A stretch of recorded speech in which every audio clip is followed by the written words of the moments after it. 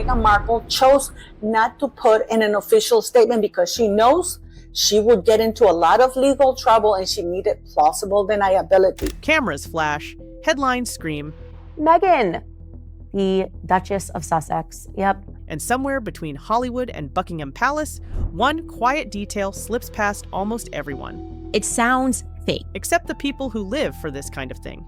It isn't a leaked photo or a secret recording, it's a missing line. One short sentence that has appeared in royal birth announcements for generations, and is suddenly gone when it comes to Meghan Markle and her children.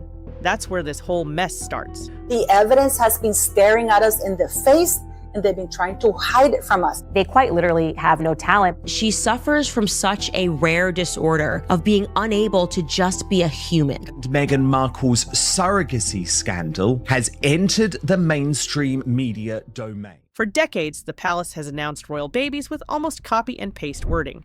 The Duchess was safely delivered of a son. Simple, stiff, a bit old-fashioned, but very clear. It tells the world one thing. The mother herself gave birth. Diana had it. Kate had it. Other royal women had it too. It's the kind of phrase fans barely notice, but palace insiders know it's there for a reason.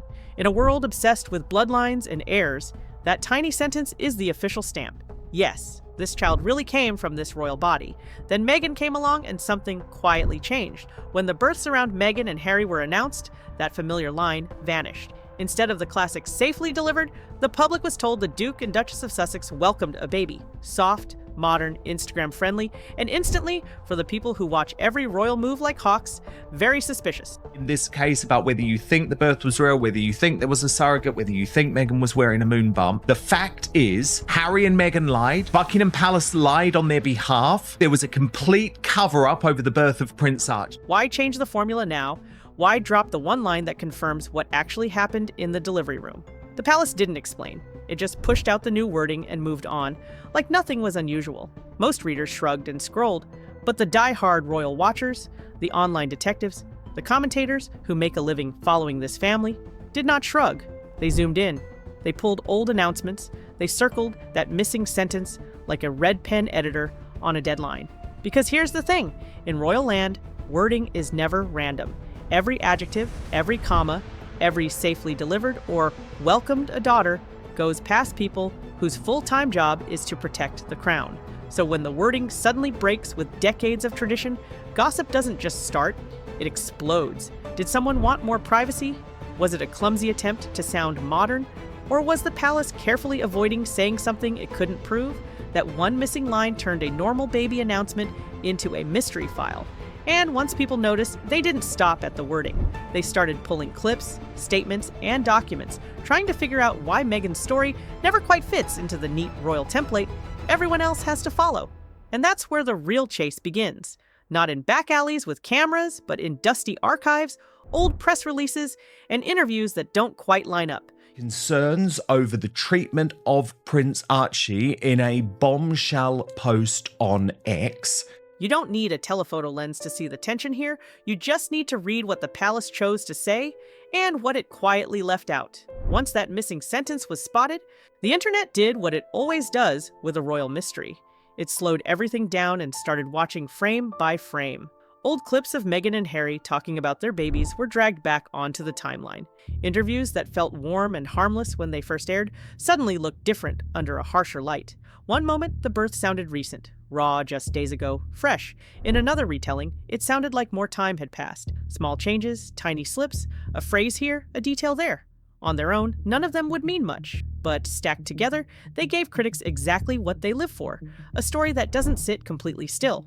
For most parents, the day a child is born is crystal clear. The hospital, the timing, the hours before and after, it all becomes part of a fixed memory. That's why the haziness bothered people, not because anyone had proof of wrongdoing, but because the retellings felt flexible. And once that feeling lands, it doesn't go away easily.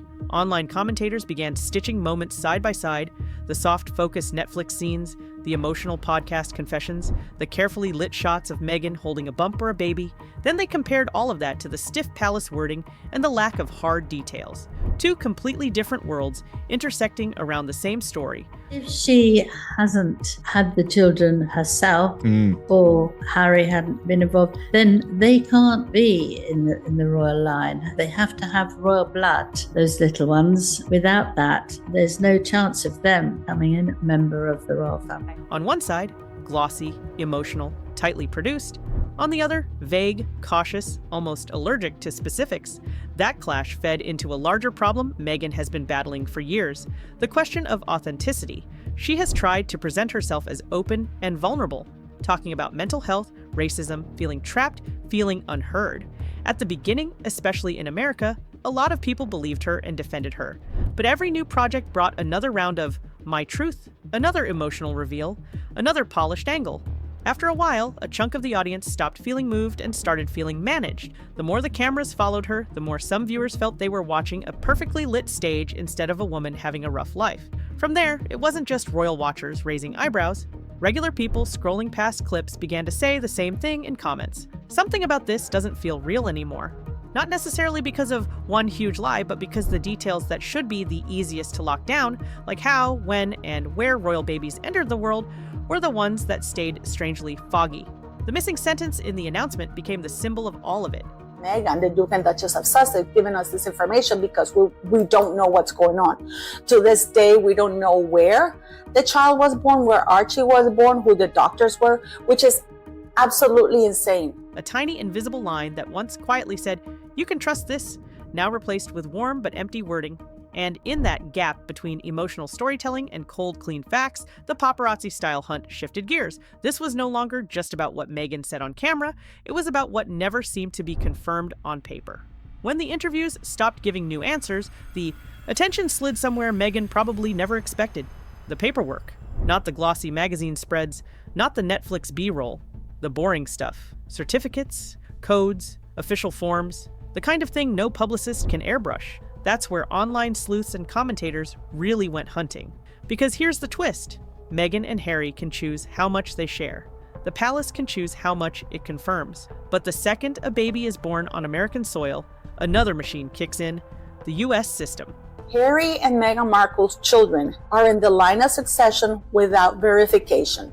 They are the only children in the history of the monarchy that their origins are not verified nor confirmed. Hospitals log details, states issue records, numbers get assigned in ways that follow rules, not vibes. Critics began poring over whatever scraps of information they could get their hands on, comparing claimed locations, rumored documents, and bits of registration data.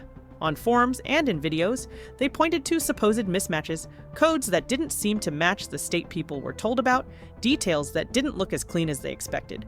None of it was backed by official agencies, but the conversation had already shifted. This wasn't just, "Do you like Meghan?" anymore.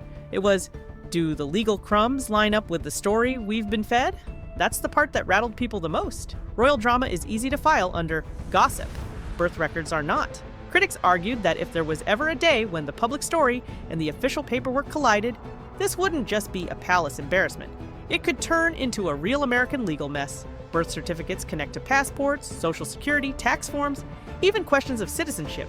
And unlike royal courtiers, state offices don't get to shrug and say, "No comment." They deal in whether something is correct, not whether it looks good in a documentary.